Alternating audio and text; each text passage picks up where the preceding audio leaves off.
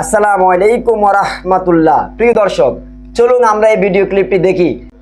শাইখ Abdul high Mohammad Saifullah তিনি তার বিবাহের হিস্টোরি আমাদেরকে শোনালেন, কিভাবে তিনি বিবাহ করেছেন এবং তার জীবনের একটা গুরুত্বপূর্ণ গল্প তিনি আমাদেরকে বলেছেন। চলুন আমরা সংক্ষিপ্ত এই ভিডিও ক্লিপটি আগে দেখি।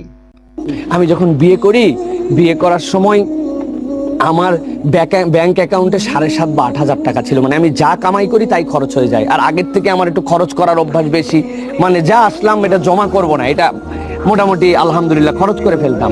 তো আল্লাহ রাব্বুল আলামিন আমার বিয়ে এবং আমার 3টা কন্যা সন্তান, এই 3 কন্যা সন্তান এবং আমার স্ত্রীর মাধ্যমে আল্লাহ আমাকে এমন বরকত দিয়েছেন যে নবীর হাদিস হচ্ছে যে 3টা সন্তান কন্যা সন্তান পায় আল্লাহ রাব্বুল আলামিন তাকে জান্নাতের দিকে অগ্রগামী করেন। আমি দুনিয়াতে থাকতে এই ফিল পাই যে রব্বুল আলামিন আমাকে একটা জান্নাতে একটা সুখের মধ্যে আল্লাহ রাখছেন। আলহামদুলিল্লাহ। আল্লাহ যে কি নিয়ামত দিচ্ছেন আমি আপনার কাছে কিভাবে বুঝাবো, আমি কিভাবে বলে আপনাকে প্রকাশ করব? আমি সারাদিন সিজদা দিলেও প্রকাশ করতে পারবো না। সুতরাং ইয়াং তরুণ যারা আছো ভাই, শুধু খালি এই মাসালে নিও না শায়েক আমি বিয়ে করতে চাই, আব্বা বিয়ে দেয় না। আব্বা বিয়ে দিবে কেন? আপনি এমন ভাবে দাঁড়াবেন আপনার বাপ বলবে বাবা তুই বিয়ে কর, ঠিক না? তা আমাকে সেরকম করে তৈরি হতে হবে। মাশাআল্লাহ মাশাআল্লাহ, কি চমৎকার কথা তিনি বললেন, আর কি চমৎকার উদাহরণ তিনি দিলেন। আসলে হালাল পথে চললে, সঠিক পথে চললে আল্লাহ সুবহানাহু ওয়া তাআলার পক্ষ থেকে নিয়ামত নেমে আসে, যে নিয়ামত আল্লাহ রাব্বুল আলামিন ঢেলে দেন। কুরআনুল কারীমে সূরা তালাকের 3 নম্বর আয়াতে আল্লাহ রাব্বুল আলামিন বলেছেন, যে ব্যক্তি আল্লাহর উপর ভরসা করে একমাত্র আল্লাহই তার জন্য যথেষ্ট, তার আর কেউ লাগবে না। আসলে আজকে আমরা আল্লাহর উপর সেভাবে ভরসা করতে পারি নাই, যার কারণে আমাদের জীবনের পাকে পাকে আমরা অনেক অশান্তি, অনেক হতাশা ভোগ করতেছি। আমরা বেশিরভাগ রিজিকের অভাব অন্টনা নিজেরা ভুগতেছি। আমরা টেনশন, চিন্তা, হতাশা, পারিবারিক অশান্তি, সামাজিক অশান্তি, সর্বদিকে আমরা অশান্তিতে আজকে জীবন কাটাচ্ছি। এর মূল কারণ হলো আমরা আল্লাহর উপর তাওয়াক্কুল করতে জানি না, আমরা ধৈর্য ধারণ করতে জানি না।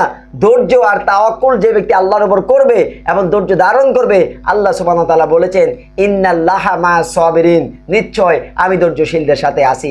আচ্ছা, আল্লাহ যখন ওয়াদা দিয়েছে তিনি ধৈর্যশীলদের সাথে আছেন, কুরআনুল কারীমের অন্য একটা আয়াতে আল্লাহ রাব্বুল আলামিন বলেন আমার সাথে অধিক ওয়াদাকারী আর কে আছে? দেখুন, আল্লাহ ওয়াদা দিয়েছেন তিনি ধৈর্যশীলদের সাথে আছেন। হাদিসে এসেছে ধৈর্য হলো এমন একটা কাঁটাগার গাছ, যে এই গাছে উঠলে গাছের ফল খেতে হলে কাঁটার আঘাত খেতে হবে। ধৈর্য ঠিক এমনই, যে ব্যক্তি আঘাত খেয়ে ধৈর্য ধারণ করতে পারবে তার জীবন অনন্ত সুখময়, অনন্ত সুখের সাগরে সে ভাসবে। এর জন্য হালাল ইনকাম করতে হবে এবং ধৈর্য ধারণ ও আল্লাহর উপর পরিপূর্ণ তাওয়াক্কুল করতে হবে। এরপরে দেখুন, শাইখ আব্দুল হাই মোহাম্মদ সাইফুল্লাহ এখানে সর্বশেষ একটা কথা বললো। আজকে সমাজে অনেককে আমরা দেখি বাবার দিকে তাকিয়ে থাকে, ভাইয়ের দিকে তাকিয়ে থাকে, তাকে বিয়ে করাচ্ছে না।